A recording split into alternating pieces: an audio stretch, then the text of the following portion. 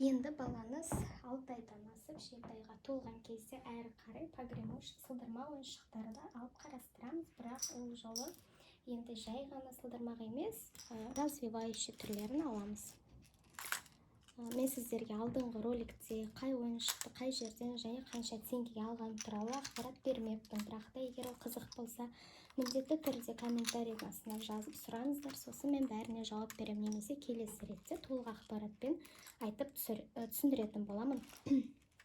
Міне мынау бәрін обзор жасап көрсетемін, қалай істейтін. Развивающая погремушка, мынаны детский мердағы Baby Go'дан алдық. Мына жер айналады. Ортасындағы моншақтары ар-бері төңкерген кезде асты-үстіне түсіп тұрады. Сосын астындағын бассаңыз, осындай да алыс шығады. Мыналарды бала былай айналдырып ойнайды. Енді келесі погремушка. Бірінші бөліп қояқ. Детский мердағы ойыншықтарды бірінші көрсетейін. Міне екінші. Неге біз бұларды 6-5 айға дейін бере алмаймыз? Өйткені бұлар тым үлкен, ауыр, кішкентай қолдар үшін. Сондықтан сәл өскенде берсеңіз жақсы ойнайды. Аттап ерте алып қойсаңыздар да болады, бірақ өздеріңіз өстіп сылдырлатып көрсетпесеңіздер, бала ұстай қоймайды әлі. Үшіншісі, мынандай шарик, ішінде жасыл сылдырмағы болған, осы қалды. Қанша лақтырса да бұзылмайды, істесе де болады. Өзі силиконовый, міне, оңай майысады. Тіпті біздің балаға емес, маған қатты ұнады, бір массажер ойыншық сияқты ше. Өте ұнады осы шар, развивающий шар бұл. Егер детский мердан іздесеңіз. Так, үшінші қашық. Енді білесіздер, бала ойыншықтардан басқа пультқа, шнурға, пакетке, брелоктарға қызығатын. Сондықтан енді 9 айға кеткен кезде 7-8 айдан асып интерактивный ойыншықтарға көшеміз. Әртүрлі міне мынандай телефонды көрсетіп жүрген, 3 кота деген. Бұны Wildberries'дан тапсырыс бергенмін. Ой, у тебя новый телефон? Надо записать твой номер. Алло, привет. Рад тебя слышать, малыш. Как у тебя дела? Жабылады. Кішкентай, ыңғайлы баланың қолына. Смотрите, что мне папа подарил. Это телефон. 3 кота. 4 сөйлені бар. Мына жерде фотоға түсіреді.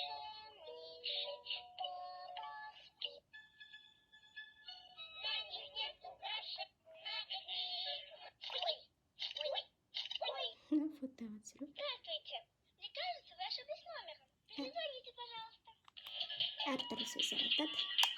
Wildberries'ден тапсырыс бергендіктен екінші ойыншықты көрсетейін. Бірден Wildberries'дан берген, ол пирамидка. Кез келген балада бол керек деп ойлаймын.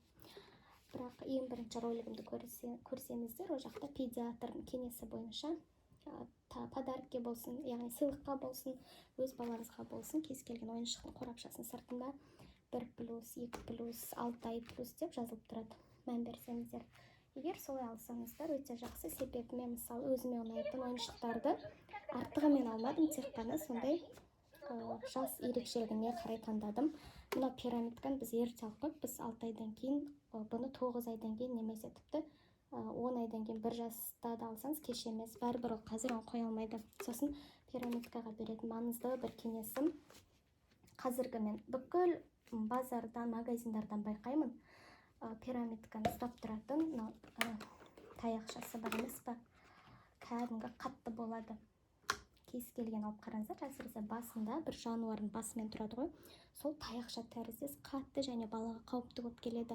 Мына конус тәріздес әрі жұмсақ, балаға қауіпсіз. Сондықтан аналар, болашақ аналар осыған мән беруіңізді сұраймын. Бірінші кезекте баланың қауіпсіздігіне және нығыз тұрады бұл. Сондықтан шашылып кетпейді, берік тұрады. Пирамидканы айттым, енді мынандай не. Бір жағынан телефон сияқты, бірақ көбінде бұл интерактивный ночник. Ой, проектор. Мына жерлері түнде аспанға не істесе, көрсетсе, жұлдызымен айы көрініп тұрады. Бәрімізге белгілі дыбыс сообщение. Екеуін бірден көрсетеді. Міне басатын.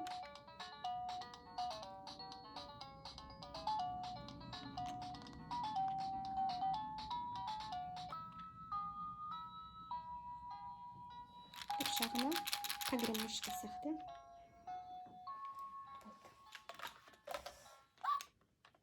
Сосын жануарлардың дауысы бар. Бұны бізге сыйлыққа берген, сол үшін білмеймін, қайдан алғандарын. Бірге келді. Сосын ең танымал ойыншықты ойлаймын қазіргі таңда. Бұрын шықса да, ол әрине Бейзи Куб. Бейзи Кубты сіз 7 айында алсаңыз да, ол мен әлі 1,5 жасқа дейін ойнай береді. Мынау ең кішкентайы. Осы мына жерде фирмасы жазылып тұр. Бұл да айтпақшылай детский мирда болған, қазір жоқ қой деймін, қателеспесем, бірақ ұмытып кетіппін бағана детский мирдің ойыншықтарын көрсеткен кезде бірге көрсетуге. Мына жерде айналады. Мына жері айна сияқты, және наклейка. Мынау құрбақасы былай астыға үстіге түседі. Есік ашылып жабылады. Сол 6 айдан асқан балаға ыңғайлы, кішкентай ғана қолдарына. Мына жер мынандай дауыс шығарады.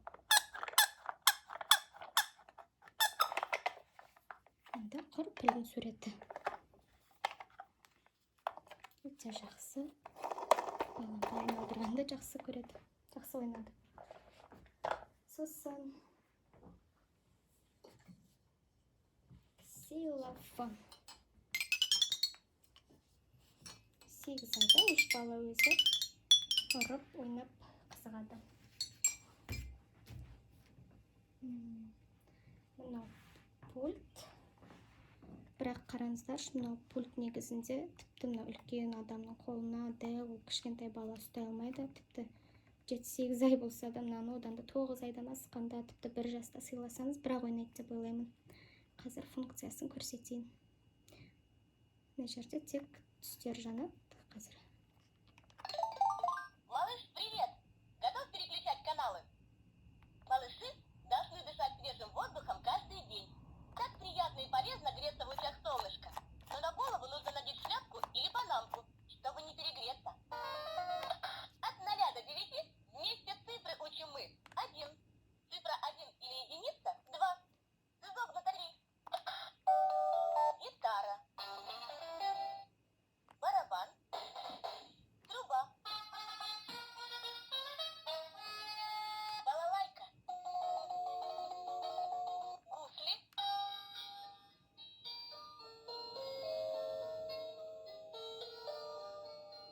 Пианино. Баян. Скрипка. Гармошка. Бәрін көрсетсем өте ұзақ болып кетеді. Мына суреттерінде тұрғандай ауа райын, сандарды есептеуді, инструменттер қалай ойнайтын, және де өзінің кеңестерін айтады. Сол мен кеңесім сізге 9 айдан асқанда, немесе 1 жасқа тақалғанда алсаңыз, одан ерте бұл мен баласы онша үстай алмайды екен, үлкен болған үшін ойыстау. Және де 6 айдан 7 айдан асқан кез келген балада осындай доп болу керек деп ойлаймын. Бұл өте күшті балам ойнайды. Және де жеңіл. Дәл осындай жеңіл мен көрсеткендей доп алсаңыз, күшті ойнайды. Себебі мынаны бала байқаусызда ойнап жүріп басына тиіп кетсе де зақым келтірмейді, қауіпсіз. Өте жұмсақ және де жеңіл. Көп алданады осы допқа. Сосын енді 8 айдан асқаннан кейін 9 айға келіп, тіпті даже 9 айдан асқаннан кейін осындай үлкенірек Бейзи Куб алсаңыз болады. Бұл да бала біраз алданады бұған. Қазір көрсетсем мен. Мына жерде Insanlar мен жануарлар. Мында көбелек айналады. Олар да айналады сылдырмақтармен.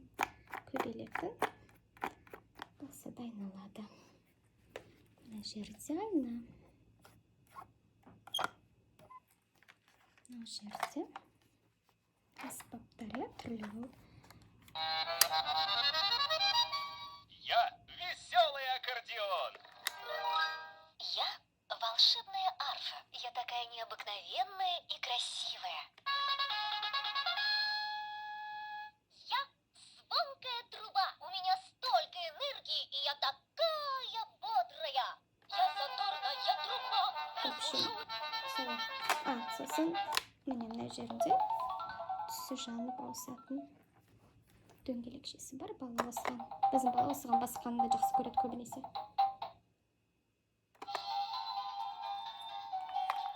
Және мына жерін айналдырып ойнап тағы да. Және де міне осындай ұстағышы бар, ыңғайлы, бірақ бұл үлкен. Міне қараңыз, мынаумен салыстырғанда мынау сондай нәзік, кішкентай, мынау үлкен. Сондықтан мынаны 9 айдан асқанда тіпті алсаңыз ыңғайлы. Бірақ мен сіздерге 9-12 ай деген бөлек видео обзор түсіремін. Сондықтан өткізіп алмаңыздар. Және де кез келген 7-8 айдан асқан болады. Мынандай көлігі бол керек деп ойлаймын. Өйткені мынаны қараңыз, былай істеген кезде өзі жүреді. Соған бала артынан қуалап, еңбектеп, өз сонымен ойнап үйреніп кетеді. Мында дөңгелегі барды. Байқағандарыңыздай, менде бірінші бөлімнен бастап ойыншықтар туралы бірінші рет осы машиналар, әйтпесе 1 жасқа дейін көп балаларда міне қызығатыны, ойнайтыны осындай ойыншықтар, жас ерекшелігіне байланысты. Тіпті сіз бұл видеоны 2-3 жылдан кейін көрсеңіз де, мына ойыншықтар актуальны болады. Және міне соңғы интерактивный күшік. Бұл детский мирдағы Baby Goat'кі. Бұнда қосылып кеттім басында. Көбінесе біз осындай каталогтан ойыншықтарды қарағанда тек суреттері тұрады.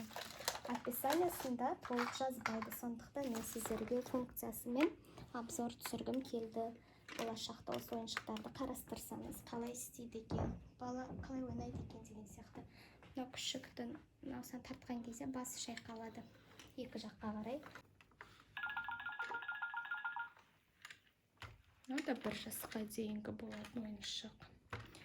Бірақ біз әлі енді ғана 9 айдан асқаны үшін болашақта әлі де қызық ойыншықтар қосылады, трендовый. Сондықтан оларға бөлек обзор жасағым келіп тұр.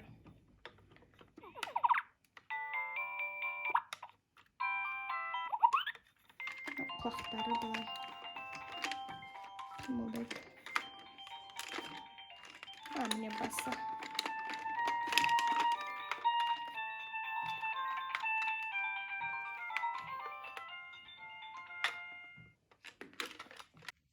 Айдан асқан балаға міндетті түрде кітап алуға ұмытпаңыз.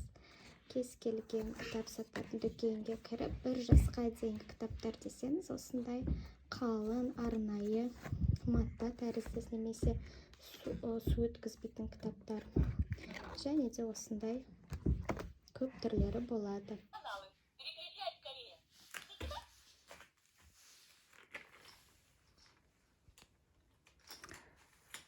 Сіздерге айтқым келетін тағы да бір кеңесім, егер мынандай мягкий ойыншық болса, интерактивный батарейкасымен, мынау бұрында мен ойыншығым болған, батарейкасы отырып қалып мияулайтын. Осында баламыз қатты жақсы көреді, мынау жұмсақ. Осы 8 айға таман бердік, сипалап, шын мысық деп көріп, сипалап отырады мені. Осымен обзорым аяқталды. Назарларыңызға рахмет. Келесі бөлімде 10 айдан бастап 1 жасқа дейінгі ойыншықтарға обзор түсіреміз.